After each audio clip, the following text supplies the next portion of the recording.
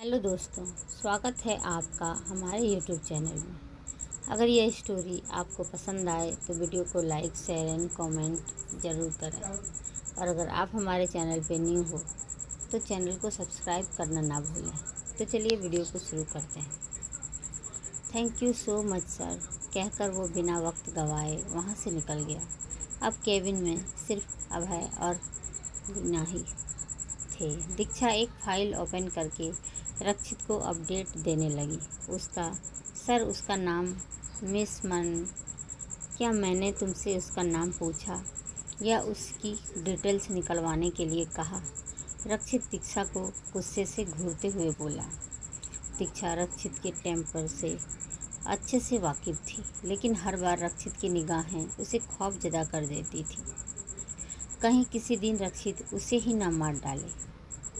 लेकिन फिर भी वो प्रोफेशनली जवाब देते हुए बोली, प्रेसिडेंट, मुझे लगा आप उनकी डिटेल्स मांगेंगे, इसलिए मैंने पहले ही नहीं से जितना हो सके उतना इंफॉर्मेशन कलेक्ट कर ली थी। और तुम्हें ऐसा क्यों लगा? रक्षित ने ऐसे रिएक्ट किया जैसे बहुत क्यूरियस हो जानने के लिए। दीक्षा जैसे ही कुछ जवाब देने वाली थी कि रक्षित वार्निंग टोन में बोला, जवाब जो भी हो सच ही होना चाहिए, मन में जो भी हो। लेकिन ऊपर से दीक्षा ने लेजेंडरी जवाब दिया, क्योंकि प्रेसिडेंट, आप मिस मल्होत्रा को पसंद करते हैं, तभी तो आपने उनके साथ एक रात स्पेंड की, क्योंकि इससे पहले ऐसा कुछ नहीं हुआ। दीक्षा के जवाब के कुछ पल के लिए केबिन में शांत छा गई। फिर रक्षित के हंसने की आवाज़ पूरे केबिन में गूंज उठी। उसकी हंसी में मजाक था। दीक्षा का जवाब मजाक।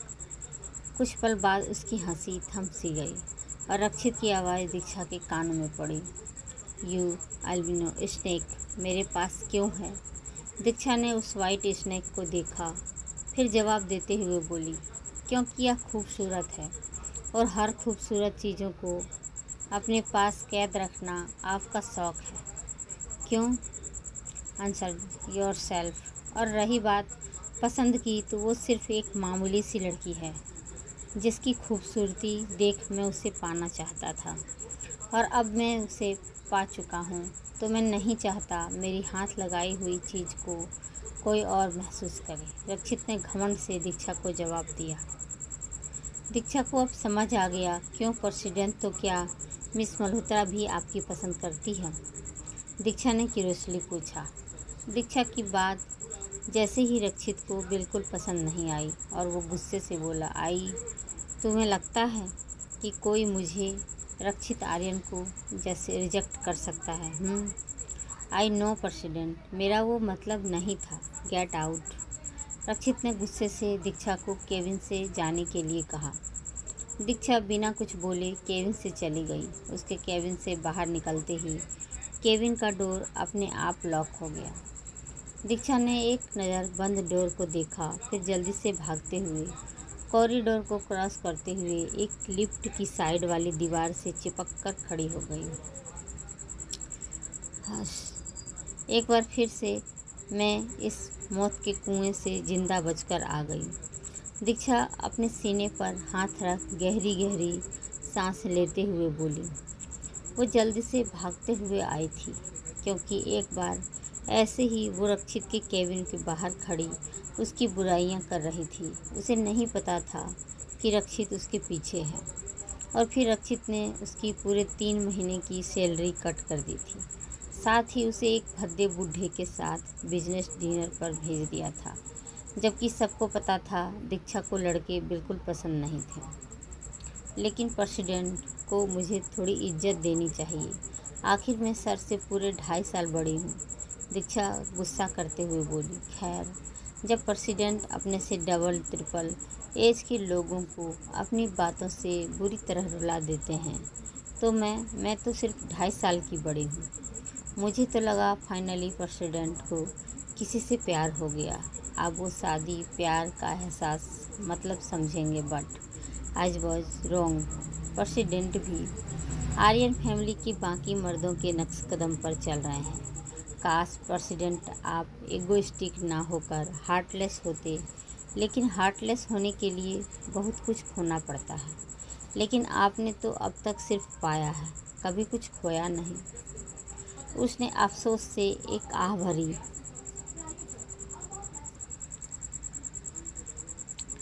फिर अपने हाथों में पकड़ी फाइल को देखते हुए बोली, ऐसा पहली बार हुआ है कि किसी के बारे में मुझे इतनी कम डिटेल्स मिली है। सिर्फ उसका नाम, उम्र और थोड़ी बेसिक बातें। ये मन्नत मैम बहुत ही मिस्टीरियस है। मल्होत्रा हाउस। अंगद बंगलों के अंदर आया। वो बहुत थका हुआ लग रहा था। सुगंधा जो सोफे पर बैठी उसी का वेट कर रही थी, वो अंगद को देख जल्दी से उसके पास आते हुए बोली, क्या हुआ डार्लिंग, तुम्हें वो डील मिल गई ना? फाइनली अब हम लग्जरियस लाइफ जिएंगे। अंगद बिना कोई जवाब दिए सोफे पर बैठ गया। सुगंधा भी उसी के साइड बैठकर उसे देखने लगी।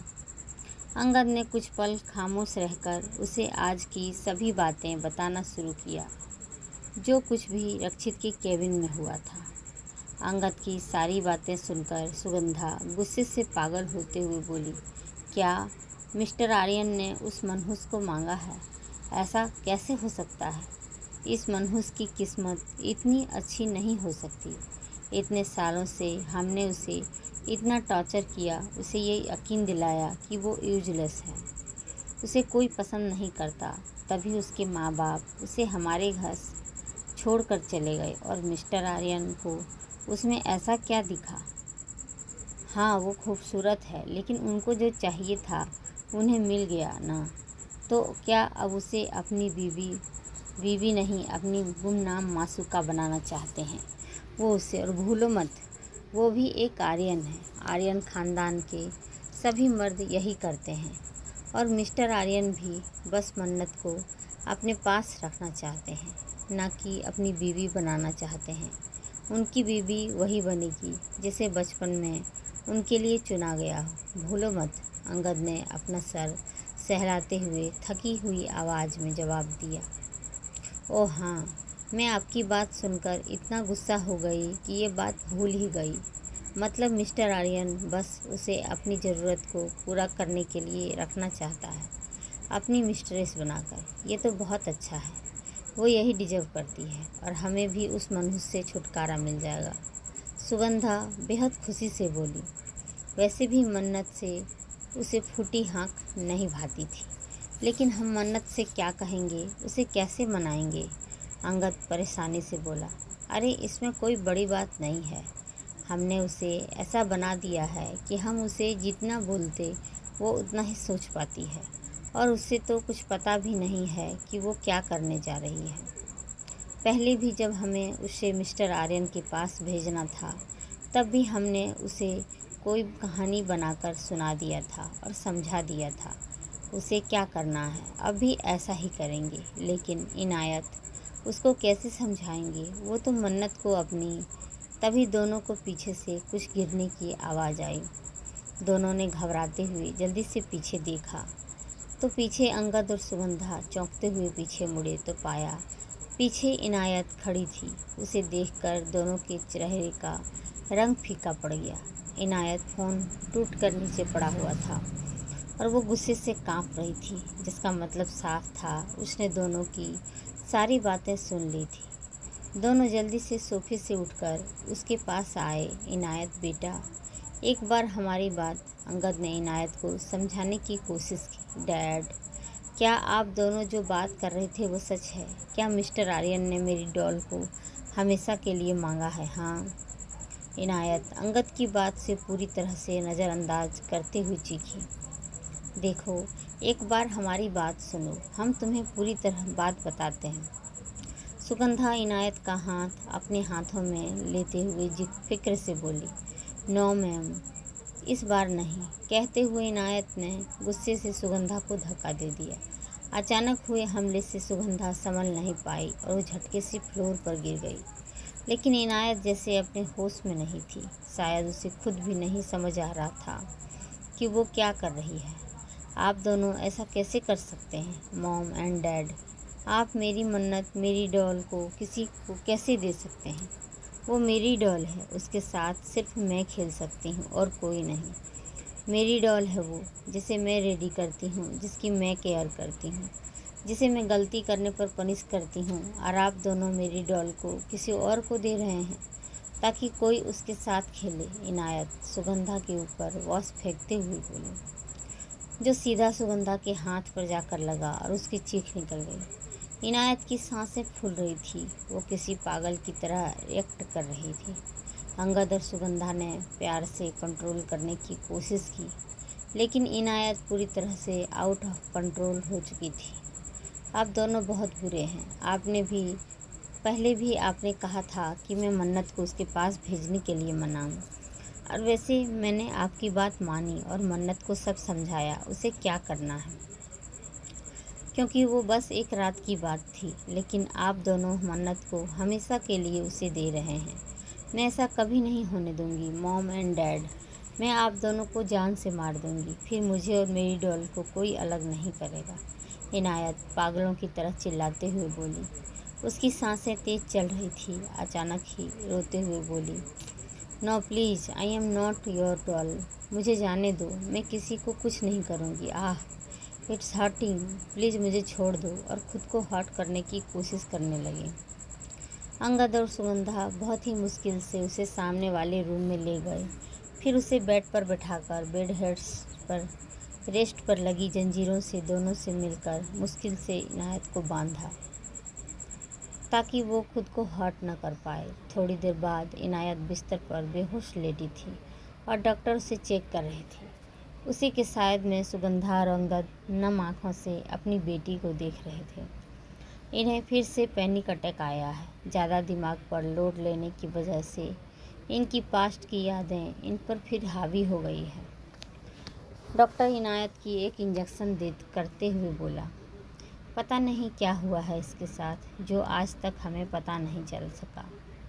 पता नहीं मेरी बेटी कब नॉर्मल होगी। सुगंधा तकलीफ़ से इनायत का सर सहलाने लगी।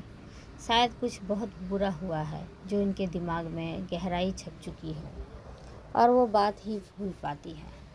और याद भी उन्हें तब आता है जब हद से ज़्यादा गुस्से में होती है। हमने इतने सेशन किए इनसे वो बात पूछ सकें, लेकिन वो बात याद आते ही वायलेंट हो जाती है। अगर हमने ज़्यादा जोर दिया तो इनकी ब्रेन नर्वस ज़्यादा हाइड्रेंस की वजह से ब्रस्ट भी हो सकता है। डॉक्टर ने एक हाँ भरते हुए कहा। ये काफ़ी सालों से इनायत का इलाज कर रहे थे। बस आप इनका ख्याल रखिए and hope her the best. Doctor ने अंगद के कंधे को थपथपाया और प्रिस्क्रिप्शन लिखकर उसके देकर चला गया। बंगलों से बाहर आते ही डॉक्टर के चेहरे पर एक मिस्टीरियस सी स्माइल आ गई। सुगंधा और अंगद इनायत के पास बैठे थे। इनायत का सर सहलाते हुए सुगंधा की नज़र गेट के पीछे खड़ी एक परछाई पर गई, जिसे देखते ही सुगंधा आंखें जल उठी। वो बेड से खड़ी होकर गुस्से से डोर के पास आई और कोने में छिपी मन्नत को रोते हुए इनायत को देख रही थी। उसका हाथ बेदर्दी से दबाते हुए उसे बाहर खींचने लगी। मन्नत की आंखों में आंसू थे और इनायत को देख वो रोते हुए मुश्किल से बस एक ही लफ्ज़ कह पाई, दी चुप। ये सब तेरी वजह से हुआ है, तेरी वजह से सब हो रहा है। तू ही मनहूस है। जब से इस दुनिया में आई है तब से ही इनायत का ऐसा हाल हुआ है। सुगंधा मन्नत के हाथों को तेज़ी से मोड़ते हुए बोली। मन्नत, जिसके हाथ बहुत ही सॉफ्ट थे, उसके दबाने से सुर्ख लाल हो गए। अंगद ने जब मन्नत को देखा तो दूसरे चेहरे पर अचानक डेविल स्माइल आ गई। वो बेड से उठकर दोनों के पास आया और मन्नत को सुगंधा से दूर कर अपने पीछे छिपाते हुए बोला, सुगंधा, ये तुम क्या कर रही हो? अब इसमें मन्नत की क्या गलती? ये सब मन्नत की वजह से हो रहा है, लेकिन इसमें मन्नत का कोई कसूर नहीं है। पहले तो सुगंधा अंगद के बिहेवियर से चौंक गई। आखिर अंगद को अचानक क्या हो गया? लेकिन उसकी बात सुनने से ही उसके चेहरे पर भी एक मकरारी भरी मुस्कान खिल गई। मन्नत, जो अंगद के पीछे खड़ी थी, अपने लाल पड़ चुके हाथों को सुबकते हुए देख रही थी। वो अंगद की बात सुनकर रोते हुए इनायत की ओर देखकर बोली, नहीं मामू, मैंने इनायत दी को हर्ट नहीं किया। मैं ऐसा नहीं कर सकती। मैं उनसे बहुत प्यार करती हूँ। मेरी इनायत दी को क्या हुआ? मैंने कुछ नहीं किया। रोने की वजह से उसे ठीक से बोला भी नहीं जा रहा था। अंगद अपनी मक्कारी को छुपाते हुए मन्नत की तरफ मुड़कर उसे जवाब देते हुए बोला, तुमने नहीं किया, लेकिन तुम्हारी वजह से हुआ है मन्नत। तुम्हारी इनायत दी की ये हालत सिर्फ तुम्हारी वजह से है। इसके जिम्मेदार सिर्फ तुम हो। मैंने कुछ नहीं किया। मैंने सो रही थी। मुझे सच में कुछ नहीं पता। मैंने दी को हर्ट नहीं किया। मन्नत बेहद रोते हुए अटकने लगी। वो भला अपनी दी को कैसे हर्ट कर सकती थी जिससे वो इतना प्यार करती थी। अंगद मन्नत को कम करते हुए बोला, हाँ हमें पता है तुम सो रही थी, लेकिन कुछ न करके भी इसकी जिम्मेदार तुम ही हो। तुम्हें वो बिष्ट याद है ना? बिष्ट के नाम सुनकर मन्नत बहुत घबरा गई। भला वो उस बिष्ट को कैसे भूल सकती थी जिसने उसे इतना हर्ट किया था? क्या उन्होंने मेरी इनायत दी को भी हर्ट किया? वो बिष्ट बहुत गंदे हैं। उन्होंने मुझे भी बहुत हर्ट किया था। मन्नत ने अंगद के हाथ को डर से कसकर पकड़ लिया। उसकी हालत देख सुगंधा और अंगद के चेहरे पर मक्कारी छा गई। हाँ वो बिष्ट, हमने तुम्हें बताया था ना कि वो बिष्ट कितना खतरनाक है। वो सबको ऐसे ही हर्ट करता है और वो चाहता है कि तुम हमेशा उसके पास रहो। सुगंधा ने अंगद की बात को पूरा की। नहीं, बिल्कुल नहीं, वो मुझे बिल्कुल पसंद नहीं। वो बहुत गंदे हैं। उन्होंने मुझे बहुत हर्ट किया।